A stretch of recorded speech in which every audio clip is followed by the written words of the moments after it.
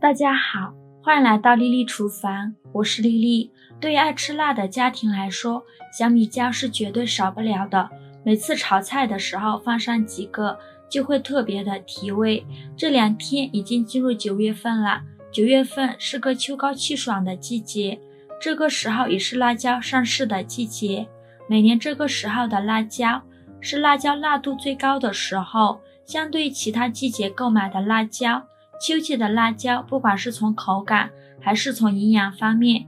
都最适合进行食用。今天我去市场的时候就买了3斤小米辣回来，1斤才要2块钱，非常的便宜。其他季节1斤可要10几块钱呢。到了年底我们这里卖20块左右，贵不说还不辣，吃着又硬又有味道。这些便宜又新鲜的小米辣买回家以后，只要用适当的方式对其进行保存，小米辣就算是保存上1年也依旧非常新鲜。每次在需要食用的时候取适量的小米辣就可以了，口感不仅新鲜，还能随时吃到最便宜的小米辣。那么在对这些小米辣进行保存的时候，要怎么保存才能让小米辣保存1年不变质呢？一起跟着视频来看看我是怎么做的吧。首先我们把买回来的小米辣清洗干净，洗净后给它控水捞出，再放到菜篮子里边。这时我们再用剪刀剪掉小米辣的根蒂，因为小米辣一般开始脱水的时候都是从顶部的辣椒蒂开始的，我们剪掉之后不但减少了保存位置，还可以防止小米辣后续脱水哦。不过不要用手直接掰掉，要保留少许的一部分，不要破坏果实的部分，否则容易感染细菌，导致小米辣没烂。而且也不可以清洗之前先剪掉根蒂，不然的话水分就会进入辣椒内部，水分不容易晾干，影响保存哦。把剪好的辣椒放到透气的容器上，尽量铺开一些。我们在购买挑选辣椒的时候，一定要挑选这种颜色鲜亮饱满、捏起来比较硬的小米辣，这样的小米辣后续储存起来，口感和香辣程度才会被完整的保留下来。像这样辣椒有裂缝的，如果捏起来已经比较软了的，那就说明这样的小米辣已经不怎么新鲜了，或者是已经坏掉了。这样的小米辣都不适合用来保存，可以剪出来当下就吃了。现在我们先把小米辣放到一旁晾干水分，放在阴凉通风处自然晾干水分就可以了，一定不要太阳暴晒，不然辣椒会发蔫，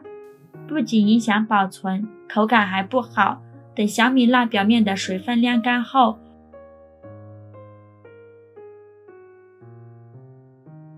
我们把小米辣放入大盆中，这时往小米辣里面加入适量的食用油，用筷子给它们搅拌均匀，让每一个小米辣都均匀地裹上一层食用油。食用油可以隔绝小米辣接触空气，防止小米辣氧化，同时还可以锁住小米辣的水分。经过这样处理过后，小米辣的水分就不会流失，这样我们在后续吃的时候口感也就不会有变化了。接下来我们准备几个矿泉水瓶，可以小巧一点的，这样不占地方。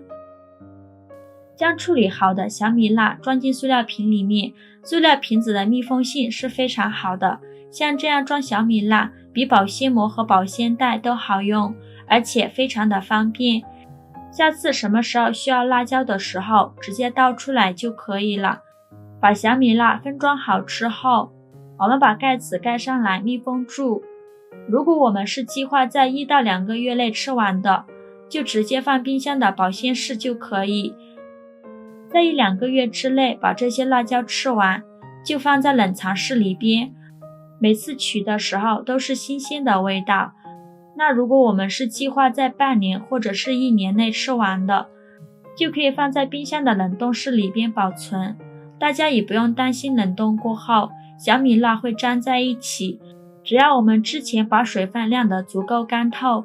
小米辣是不会因为鸡块而粘连在一起的哦。放在冷冻室里边的小米辣，下次我们在用的时候也不需要解冻，直接取出来就可以了。无论是用来爆炒还是凉拌，口感都是和新鲜的一样，非常的香辣。接下来我们再来分享第二个方法，一样的洗干净晾干水分的小米辣，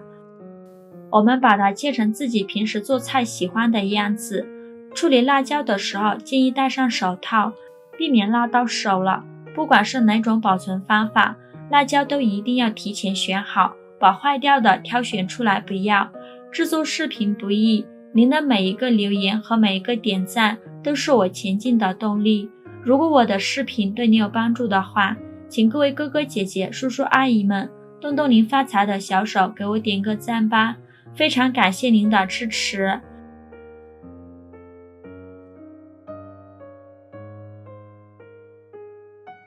切好之后，我们准备一个保鲜袋，把辣椒装进保鲜袋里，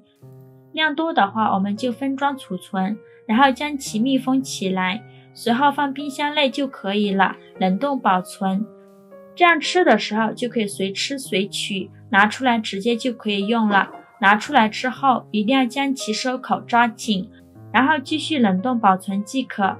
小米辣这样保存起来，再也不用担心会变质了。即使是菜市场上价格涨得再厉害，我家里已有存货，太幸福了。吃不完的小米辣，各位收藏起来，也试试这个方法吧，很实用的哦。好啦，今日视频就分享到这里了，喜欢我的视频就关注我吧，我每天都会分享不一样的美食视频。我是丽丽，非常感谢您的支持。